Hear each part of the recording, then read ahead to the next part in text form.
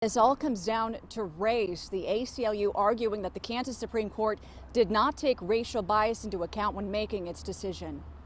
The political saga over Kansas's redrawn congressional districts continues. The ACLU of Kansas and other groups now taking that fight to our nation's highest court. On November 23rd, the plaintiffs, which include the ACLU of Kansas, the Campaign Legal Center, and Seattle-based Elias Law Group, filed a petition asking the U.S. Supreme Court to hear the case. The defendant in the case?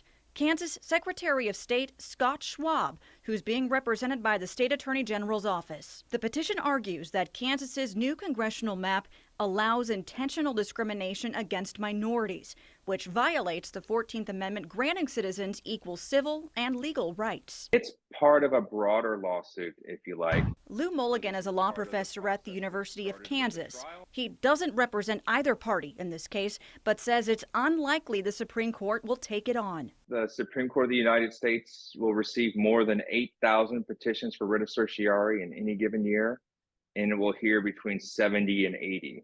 However, he says the case might have a better chance than the other 8,000 because of Supreme Court Rule number 10.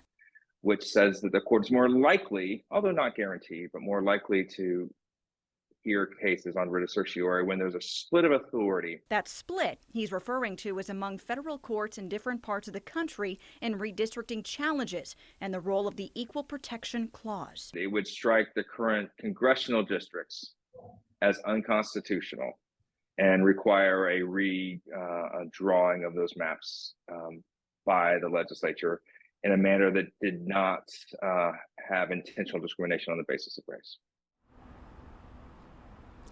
And the ACLU of Kansas did not respond to our request for an interview today. As for the state AG's office, they had 3 weeks to file a response to that petition. In a statement to Fox 4, though, they say they will not do that because they believe the Kansas Supreme Court correctly upheld the legislative's redistricting maps. In Kansas City, Kansas, Shannon Rousseau, Fox 4, working for you.